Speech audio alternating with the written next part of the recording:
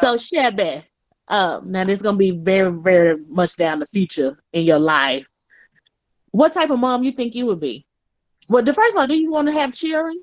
I guess that's the question. Do you want to have some little Shelbys and little, you well, know? it depends on who she marry, whether Right. we just have little Shelby's or little husbands. Y'all Because we don't know That's his, all. we Right. don't We know don't his we don't name. We future, don't you know know what his I'm name y'all yet. That's right. saying? y'all Yes, Yeah. yes. Yeah. But We don't know his based off of name.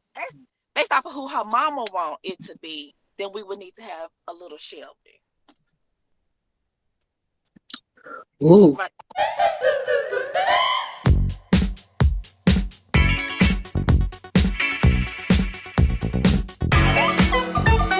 Well, guys, can't believe it. We are on episode number 9 of Showing Our Sass. I know I've been away for a while, but I'm glad you get to see my face again. Today's episode is kind of talking about your living legacy. So I asked 2 of my friends who have daughters to kind of talk to me about things that they hope that their daughters are learning from them, things that they learn from their parents, especially now since the world has changed so much with this pandemic and this civil unrest. I just kind of wanted to get their perspective on how are they training up these beautiful Black girls to live in this world that a lot of us thought that their generation might not have gone through. This was actually inspired by I'm sorry, this is season 1, by episode number 8, where it was Marta Unfiltered, and she just kind of laid it all bare um, in that episode. So I'm quite sure if her mom watched it, she was like very proud of her daughter, just kind of see what she's learning, where she's coming from. Today, I have Miss Shelby Barnes. Say hi, Shelby. Hi. And her mom, Shanidra. Hello. And then you'll also see Joanne throughout this episode as well as she talk about her little girl Micah, who's my god baby. Hello, everyone. Oh, so precious. So to kick this off, we're gonna have to shout out Shelby first. 2020 high school graduate. Yes, just made the cheer squad. Oh crap. Here we go. We got too excited, too hyped up, and dropped the camera. Typical us. Production, as Tabitha Brown would say, Typical us. production, Can you Typical take it us. away? production. Come on, production. Back. I'ma just hold it. Just hold it. I'ma Okay. just hold it. Okay, we're gonna have to fire production. Sorry. It's okay. As soon as you give them props, they fall. They So fall. They you fall. gotta Oh yeah. keep it even keel. Shelby's on the cheer team for UAPB. For those who don't know. You, PB. Yes, I just made a face because that's my rival school in the SWAC. I went to Mississippi Valley State University. She is going to the University of Arkansas at Pine Bluff. So I am excited for her for matriculating to college, but her school sucks. So And she's actually a third generation. She'll be a third generation going to UAPB. So we're excited about that. yes, we are. We so proud of Shells. So Shells, I'm gonna start with you. Okay. I know you and your mom are thick as thieves. Sure. Yeah, you are. What do you think her legacy is for you? Um. Uh, Honestly, for me to live my truth and not worry about what other people have to say or what they feel I need to do, but what to do what in my heart I feel I should do or want to do. Okay. So how do you live your truth? Um, I try not to worry too much about what other people say or what they think, and I try to be as positive as I can when things don't go my way and learn from those downfalls per se. Got you. So,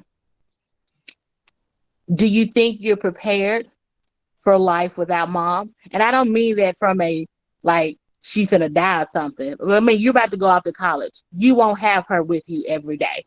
Are you are you confident in yourself and how she and your dad raised you to navigate life now? Yes, I am. You are like I 100% confident. maybe 99.5. But, Good answer. hey, Answer. well, yeah, Good. we'll take that. We'll take that. We'll take that. Now, Shanidra, you heard what Shelby thinks her legacy is from you. What is it that you want for Shelby? To be her authentic self. To gather all the things that her dad and I have tried to instill in her and go forth and be a productive citizen. Um, I want her to know that regardless, you have to try things in order to see if you're going to be successful or you're going to fail. And even in your failure, you're being successful because you actually tried it. There's no limits for her. I tried my best to make sure she understood that there's no limits other than the limits that she puts on herself. So whether it was, dance or gymnastics or cheer or the flute or basketball Oh, where I she forgot deadlifts, about the flute. our piano lessons, like whatever she wanted to do or try her hand at, we were there to support her 110%. My only thing was if it ever becomes a job or a task for you, because I felt like as she was growing up, everything was just, it should have been fun and enjoyable and moments for her to learn. If it ever became a task or a job, or she felt, I she dreaded or got sick in trying to go to a practice or doing something, that's when it was time for mom to step in, and we no longer did that. But quitting wasn't an option. We were going to finish out that season and then start something new. So, Joanne, we've had a lot to happen in 2020. Um, we got COVID going on. Kobe died. We are now in the middle of civil unrest. I don't know what level of Jumanji we're going to be on in July, but I know Exactly. for me, this has been a time of reflection and an opportunity to be still. And it kind of in those still moments, you're trying to think, what is it that I want to do next?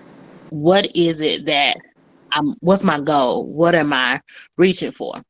And I'm saying this as a single person with no kids. But then I got to think about it.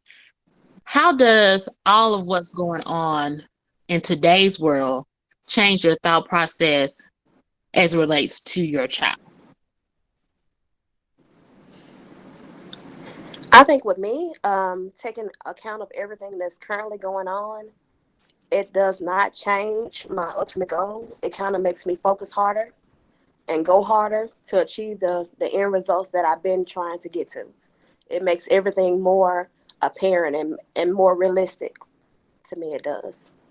So, what are some goals or what legacy do you want Micah to leave? Like, what are you instilling in her right now? Whereas, and prayerfully, she doesn't have to go through civil unrest once she becomes an adult. Maybe we have Exactly. figured this thing out called racism.